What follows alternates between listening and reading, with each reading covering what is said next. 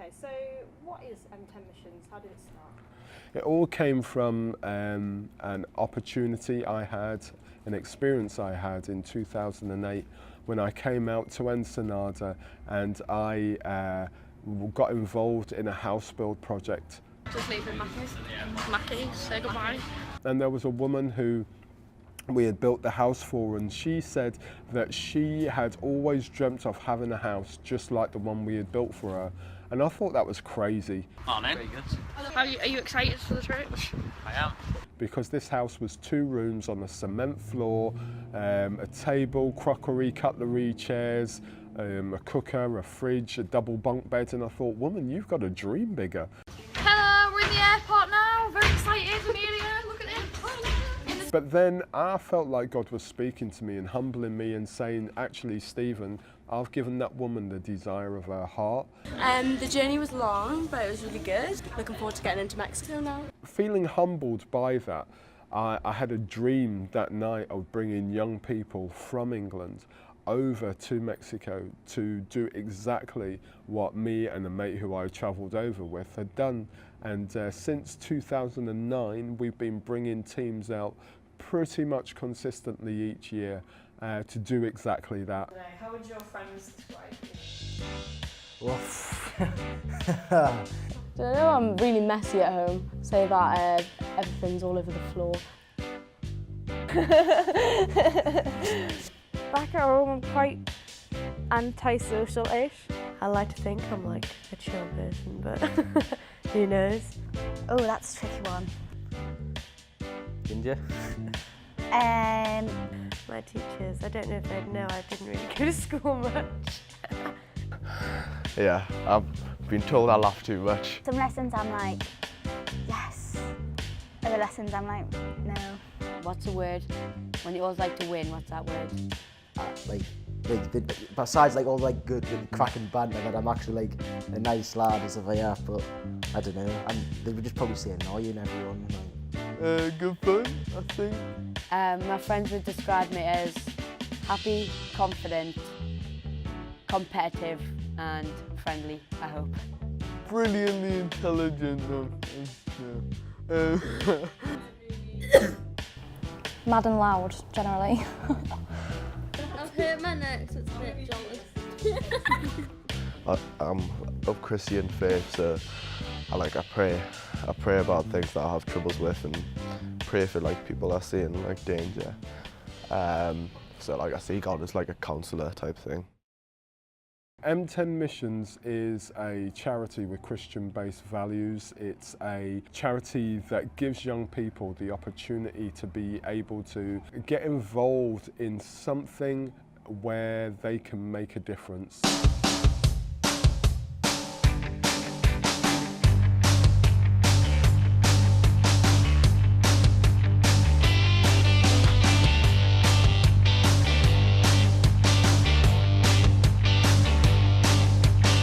When Stephen came into school, it was like I'd always wanted to, you know, come and like help people and see what lives are like.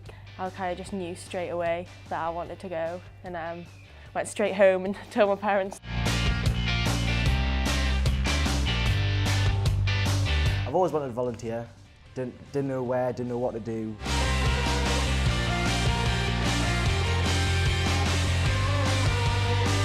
I went to the first meeting and I just thought, oh, this seems like really good. I'd really like to experience something like that. Like I go on holiday with my family, but I've never been this far away from home.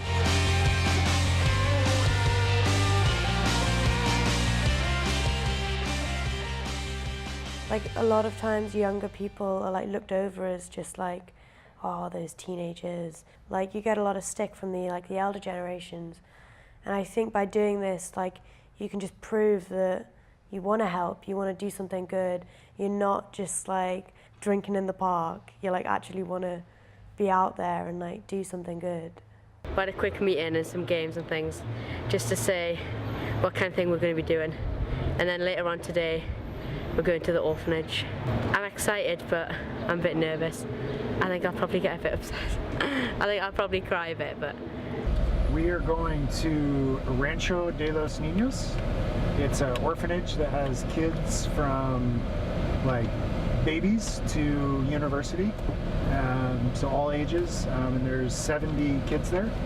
I think it'll be eye-opening in the sense that, you know, orphanages in Mexico, I've visited very few that I would say are not below the poverty line.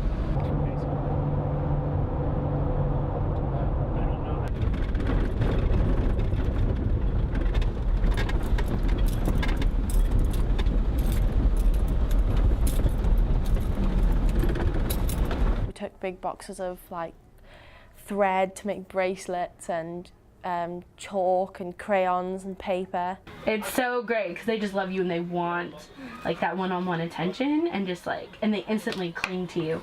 And like the biggest thing with like their culture is they will come up and grab your hand and they don't speak your language, but they will hold on to your hand all day. And they hug you and they want you to hold them, and they're so sweet.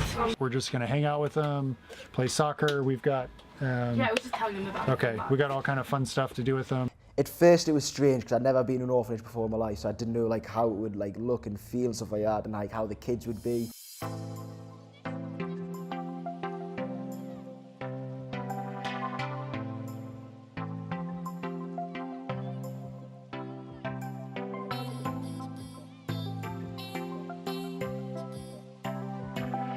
We played like soccer with them, which they loved. They drew all over our faces.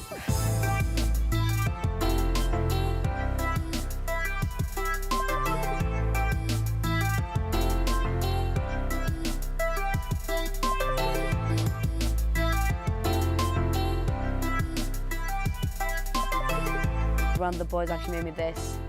It just looks like a bit of rope, but when you get given it and made it by a 4-year-old orphan boy who doesn't have any parents, it kind of means a lot of them in it.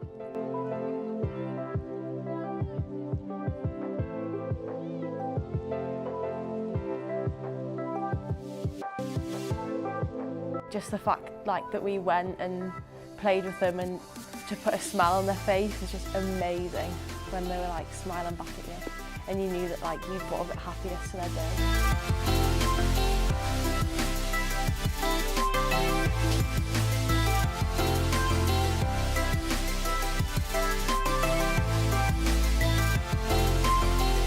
There was a little boy in particular called Carlos who he didn't, I don't know if he had his parents or anything, whether they were still alive, but he was just so full of life.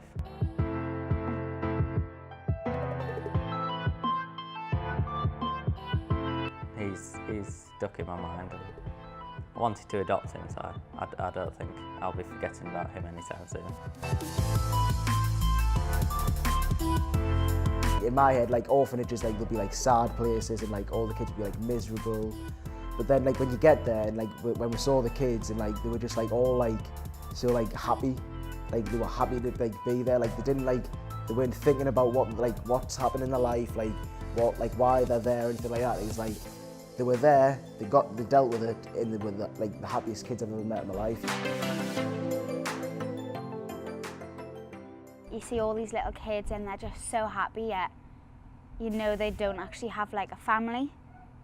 Like yeah, the class I've run at the orphanage is their family, but they don't like actually have a proper like mum, dad, a brother or a sister, a dog, and it's just so heartbreaking considering how small and little some of them are.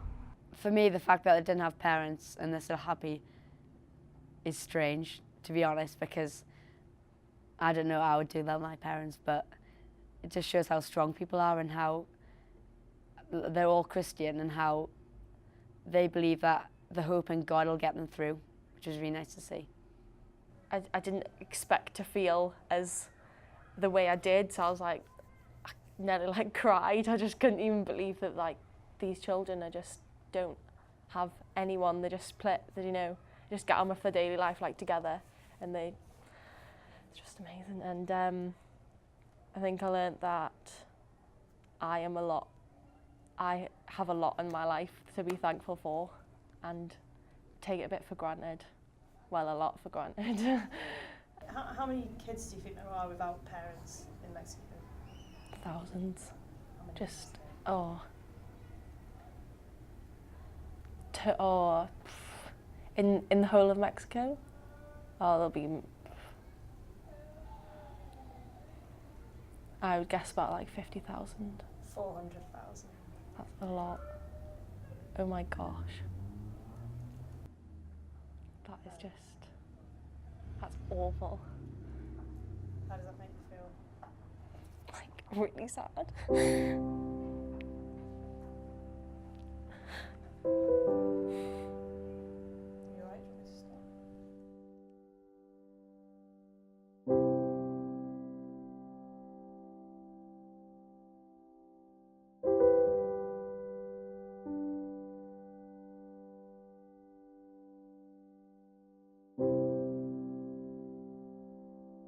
The basic little things that they do, I think, is sometimes the things that really astound them, that such small things mean so much to these children.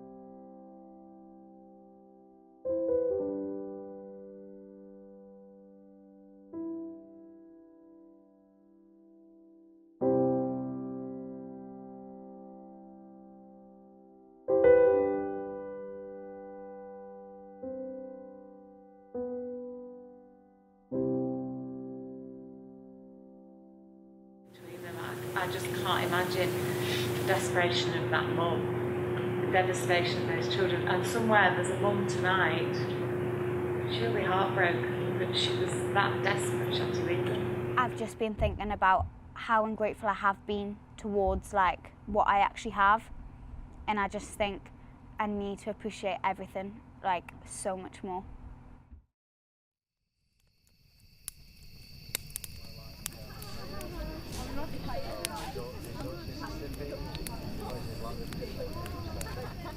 When I'm observing the young people going through the programme, I'm just continually buzzing. I feel a sense of, well actually I felt it a few times this week.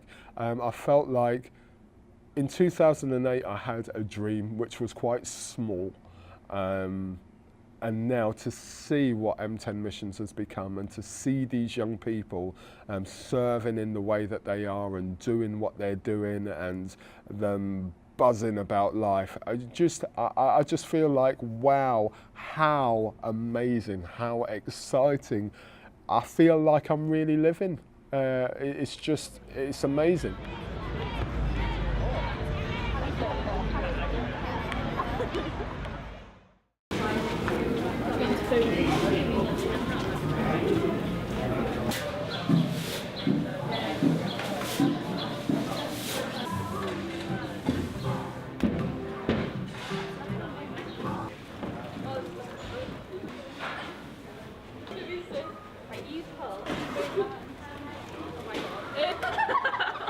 When you're in a group or a leader, it's like how you talk to the other people. We got on talking about if we were the person who was slacking, how would we want a leader to approach us?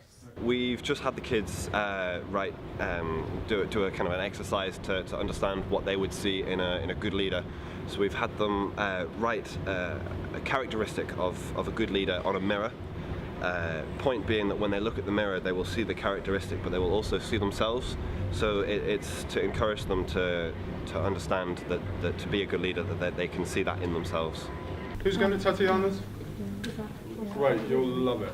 We are going to the rehab centre, which I heard from my friends yesterday is quite emotional, so a little bit nervous because I've heard some quite sad stories, which is going to be quite sad, especially when they're all girls like our age. It gets to see a bit more, I think.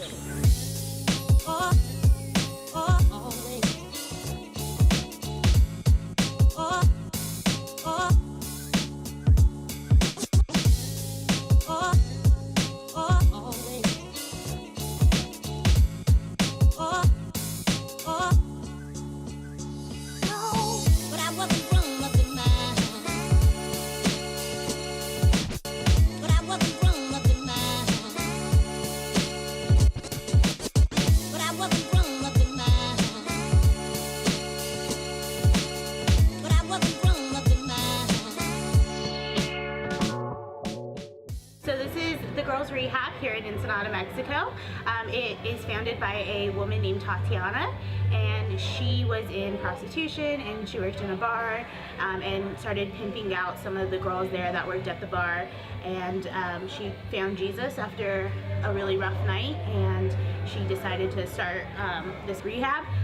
She takes in girls from the street who have been in prostitution or in drugs.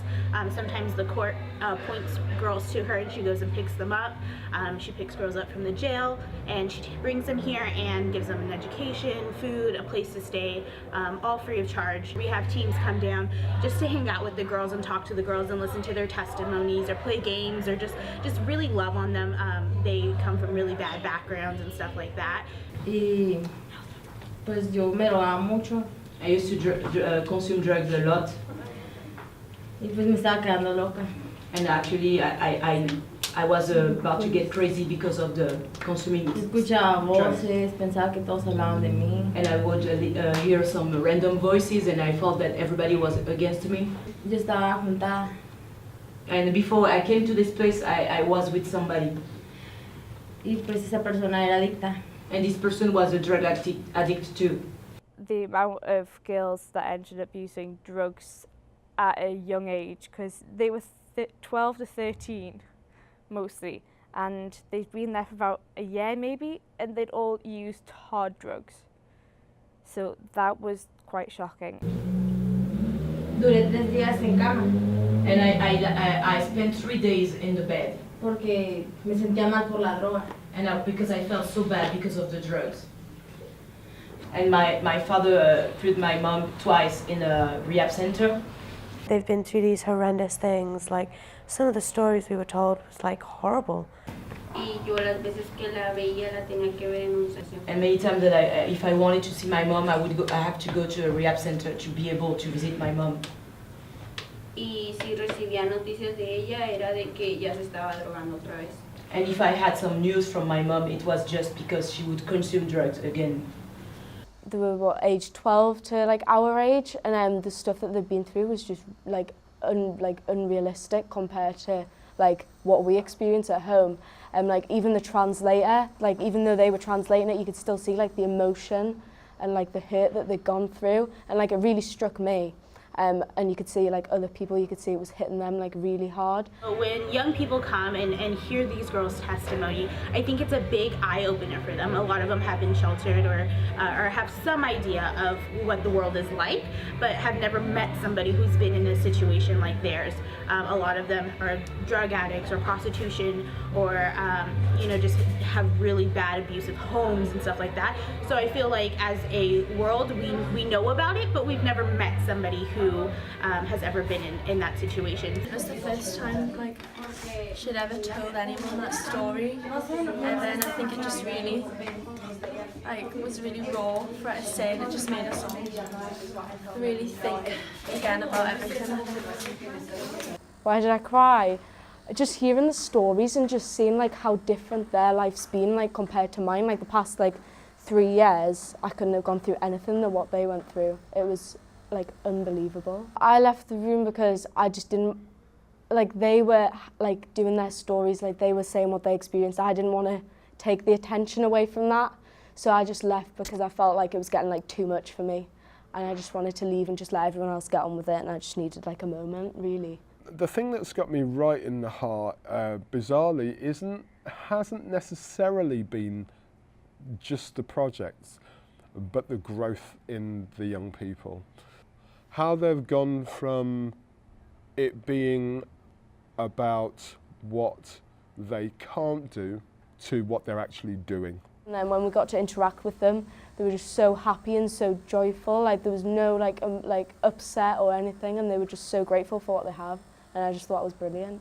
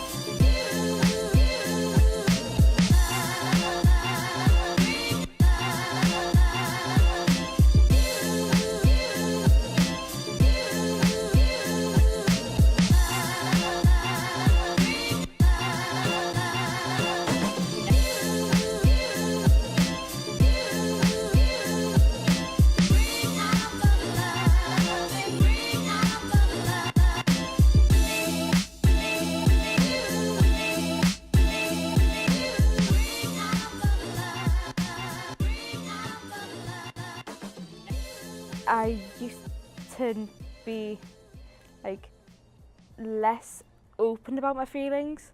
I wouldn't really, the only people I really tell have been like my really close friends and maybe my family on times. But because of this, I've let my emotions show more and I feel better because I'm not kind of hiding them all away.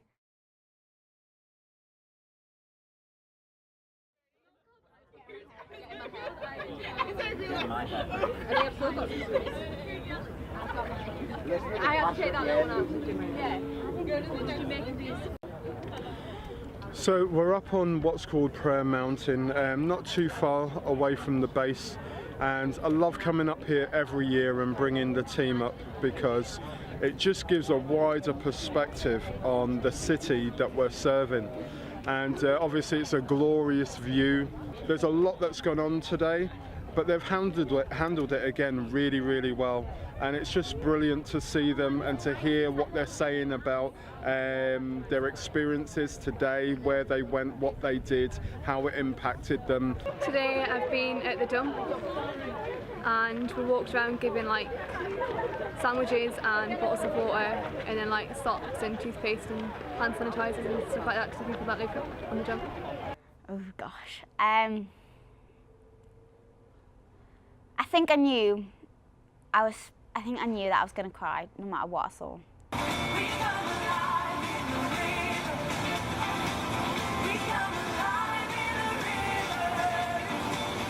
I went to the dump and that was really, really, really strange.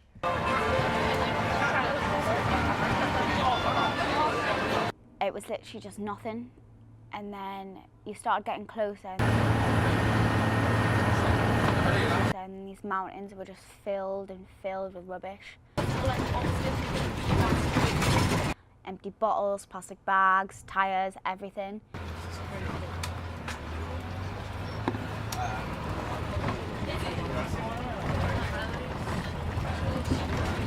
Everyone was kind of laughing on the bus because it was a long bus journey and everyone was chatting, laughing.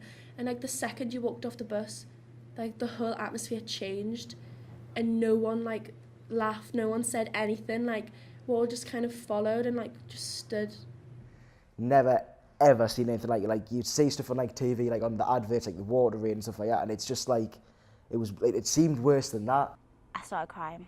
I was prepared for a shock, but nothing could have prepared me enough for what I saw. There was a real sense of sort of this lack of health and sort of you just feel awful. I was shocked because yes, I've seen it on the news that they live in corrugated shacks or it's like quite cramped living conditions, but I didn't expect it to be as bad.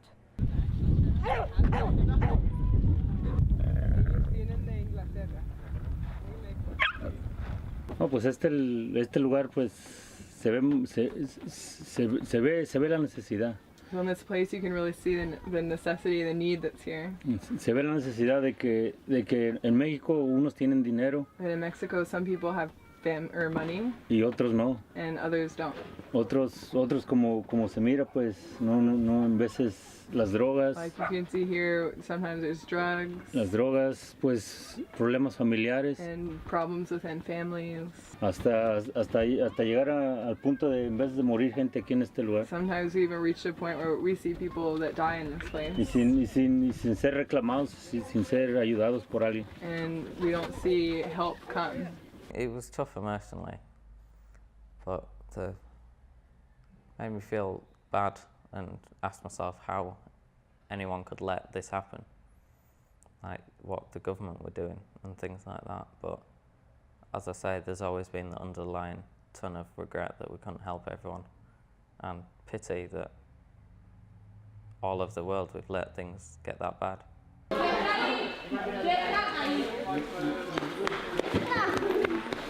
We're just making jam and peanut butter sandwiches for the children with our leftovers.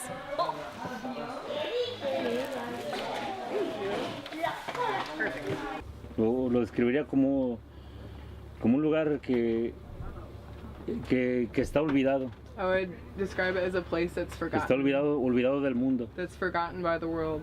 Olvidado de la gente que según tiene todo. It's forgotten by people that have everything. Pero no tiene el amor pues por los niños. It's like they have everything, but those kind of people don't have love for like these children. Por los niños y por esta gente pues or for this people.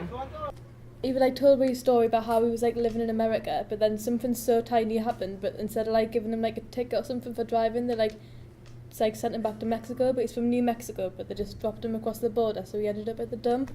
And then he like asked the leaders to pray for him, so they were praying, and then they said, "Oh, do you want anything in particular?" And then he was like, "Oh, just to know that my family are safe." And then it turned out his family didn't even know that he wasn't in the USA anymore. Like they thought he was still living there, but he hadn't had any like way of telling them that he'd been deported.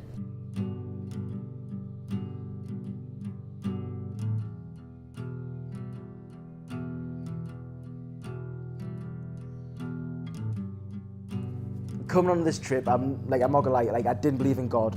Going to the dump and seeing all the people like happy and like didn't blame anyone else, like didn't blame anyone, they were so happy. It's made us feel like surely there must be something there to keep like all these people like have this like faith in them, and like from that like yeah they're in that place, yeah it's not nice, but they get on with it. And it's like, so like in my head like there's got to like there must be something that keeps them going. As the time's gone on, it's been more and more about the Christian side of it, which I didn't really think I'd be able to relate to, but as the trip's gone on, I'm starting to be able to relate to their religion and faith a bit more. We're on a Christian base, and the young people haven't been closed to that. Quite the opposite, they've asked questions. They've wanted to find out more. They've wanted to find out, well, what makes you believe in God? What, how do you hear from God? What, what stands out for you about your faith and that kind of thing. And they're just like emotionally, physically, socially, and spiritually, they have gone way beyond their comfort zone from when they were in England, and it's absolutely brilliant to see. I've definitely registered, and I definitely feel like I'm going to change how grateful I am towards things. Like when I say like, when I can't get these new pair of shoes, or maybe I don't like what's for dinner, like take everything with a pinch of salt and just realise that like there's someone out there that's just so much worse than what I am, and I just need to just be thankful for everything I have.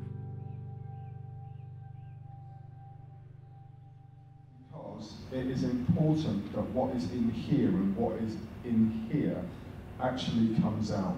Because if you imagine seeing such a stark level of poverty and containing that every single day, then when you get home, you'll be a wreck. And I don't want that to be the case. I want you to be able to go home and tell stories, not tell nightmares, or not tell pain, so to speak. And these debriefing sessions will help you to be able to clarify exactly what you've seen, how you feel about what you've seen. I really encourage you to talk. You might be the silent type. We're all ready for the house build, just waiting to get in our bus. It's going to be a crazy day.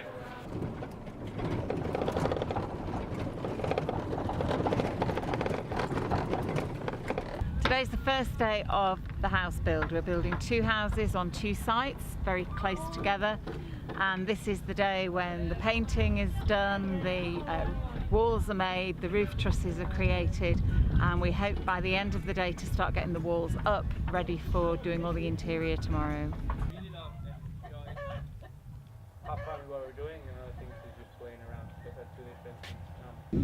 Today we are, yes, going to have lots of work to do, lots of stuff to get done.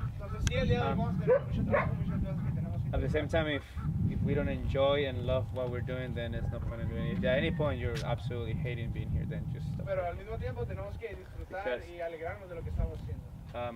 we stop doing things with excellence when we stop enjoying them. And I want us to build an excellent house over the next few days. I want us to make it the prettiest that we can, I want us to put our whole heart into it, and I want us just to enjoy building a home for them, for Oscar and Claudia. And if at any point we feel like we're shifting from that, then I think we need to look again back into our hearts and see what our priority is, you know. Well, our first house was made of bin bags, cardboard, and a little bit of wood to keep it up. I went inside. As soon as I went inside, I got like hit by a wall of flies. In like January, February, there was like a lot of really bad weather, which is when we came out and gave tarps to everybody, but they weren't here right at that moment. They came like the week after. But she's saying that it actually didn't rain here, but that bit down there all came in, so they had to put like the tarp would fly that way, so they had to put dirt to block it in to make it so that they didn't like wash away. And what are the bottle tops? Are they like? Y esas cosas son para qué? They to hold it into. So when you, because it's got to give something to give it into. So it gives it some strength for the nail to go into something. Because when it goes into the cardboard straight away, it would just rip it, and then it wouldn't, and then you'd get a hole, and then you'd leak. Feliz, ya es un cambio para nosotros, para la niña también. I'm so happy. It's such a change for us and for Sophia too. And we're gonna live better, and we're not gonna have a dirt floor anymore. Yo 19. ¿Sí? Sí, pero ya me miro más grande porque. She's 19. Yo pensé que tenía más como 26 o algo como yo. Sí, porque ya de chica 14. A los 15 tuve la niña. At 15 years old, they had Sophia.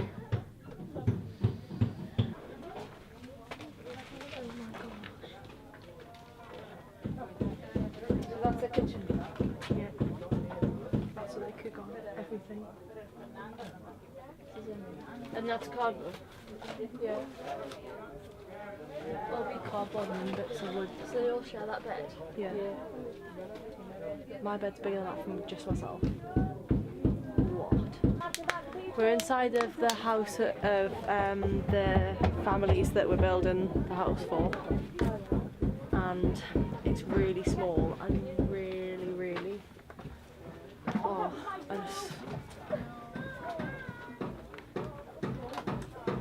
it's just overwhelming.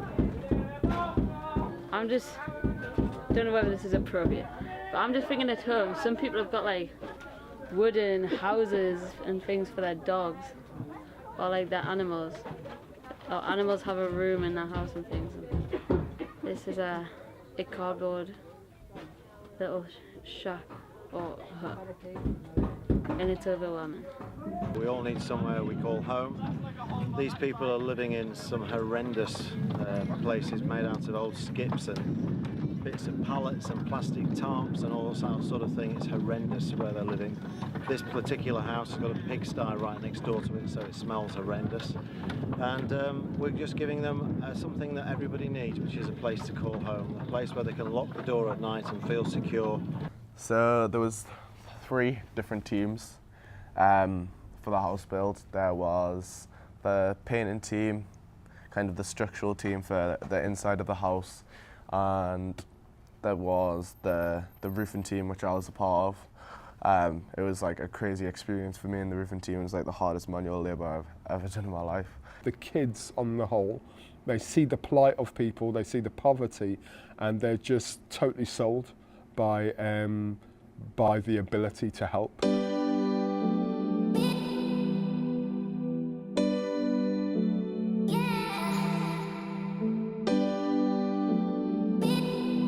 The house build was intense because it was extremely hot.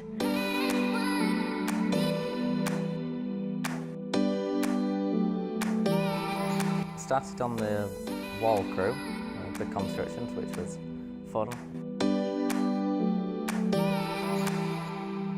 I tried to do some hammering, but it wasn't very good. Because I tried to hammer it in and the nails would just go wonky.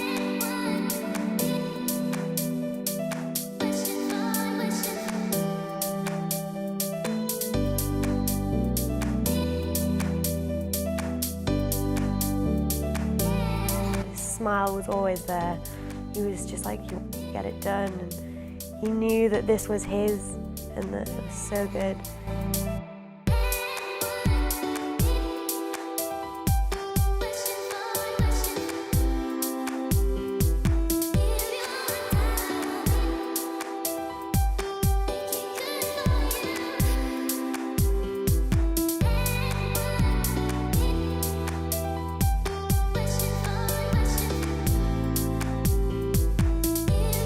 Families with houses to go to, like the children get a better education and stuff like that, they find it easier to learn. So it'll definitely have a positive impact on their life.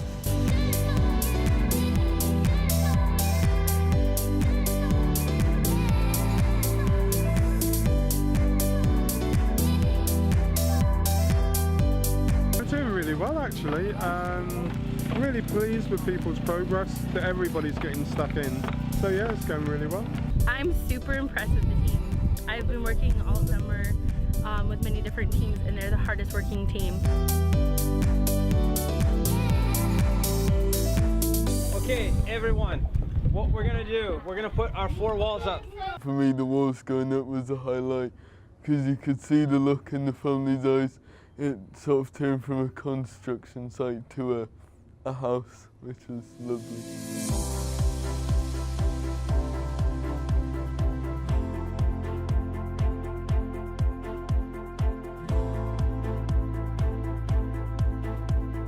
It's quite exciting because it's like all coming together now. It looks like a house.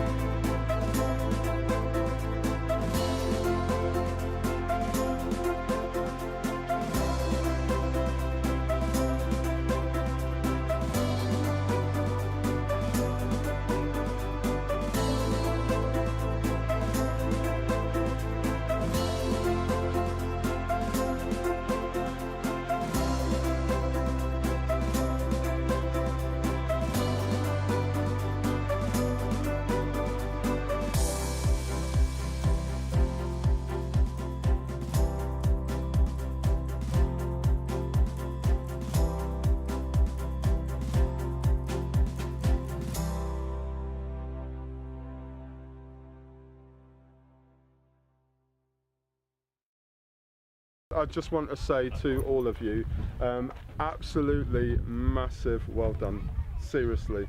From M10 Missions, thank you very, very much. You are helping carry on our legacy, and what we want to do is we want to provide homes for families living in poverty, and that's exactly with that what you have done. This has been an amazing experience for all of us. Ha sido una experiencia maravillosa para todos nosotros. And I don't doubt that it's going to be an amazing experience for you.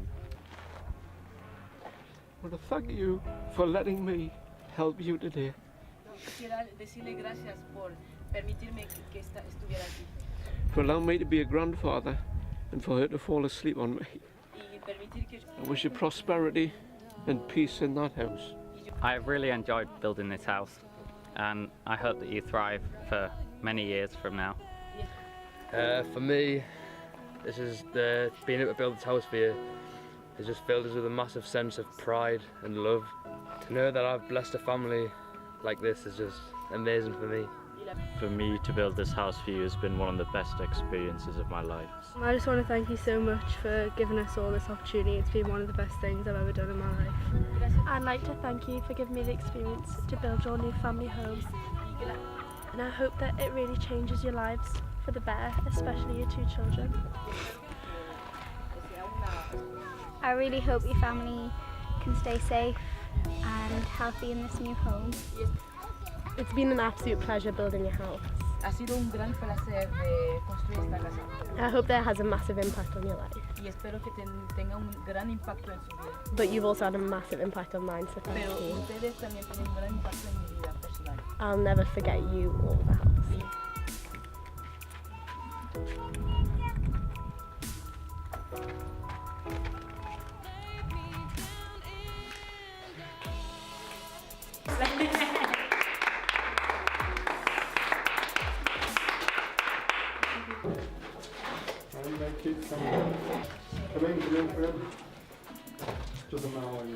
It's an absolute honour to be able to give you this. There are some things that last longer than wood and cement. Relationships are one of those things. Pues muchas gracias a todos ustedes, todos los compañeros que vinieron aquí a hacernos la casa. Estoy emocionado que me hicieron la casa por los niños, pues. For the kids, porque se enferman, que crezcan, pues que no tengan frío, porque pasa mucho frío. This photo was taken as a reminder of people who loved you. Days are never wasted when we're up in space and take my final breath with all my Something I've never felt in my life, like the emotion I felt was weird, like it was strange, like I've just like changed someone's life. And it was sad to see that the dad was just fighting back the tears. God works in this. Is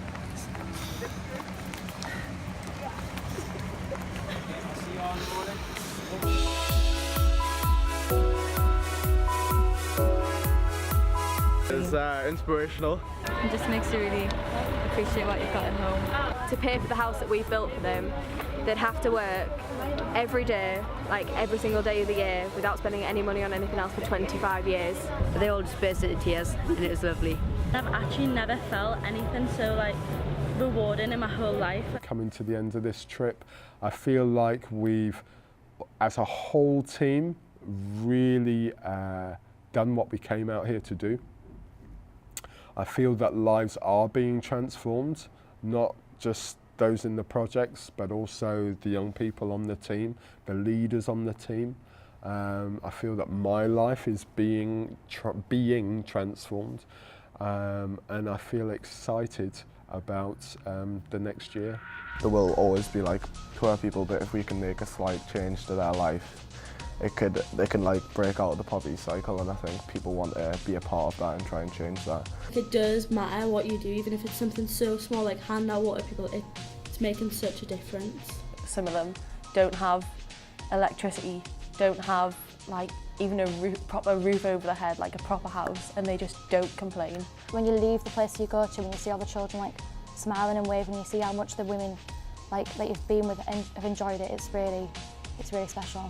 What I've learned from that is kind of the same message I've learned from the whole experience, just how lucky we are to have a home and how lucky we are to have a country that we're settled in, a house that we're settled in. Since I've been out here, like I've absolutely loved it to pieces, like just like seeing everyone like being so happy, like they don't know you whatsoever, and they've like been so like welcoming in your life, like thanking like your help, and it's just like it's nice. It makes me so happy that like communities who have so little have so much love. A lot of people these days feel like they need so much, like money's happiness, but what I've experienced is that people can be happy, but they don't need any wealth whatsoever. Get up off your butt and make a difference in the world, even if it's just the 10 days that we've been here. Help others who don't have as much, even in the smallest way. Just pocket change for us could change the lives of someone else. Just think if everyone did a little bit, so much of the world's problems would be sorted and, well, non-existent.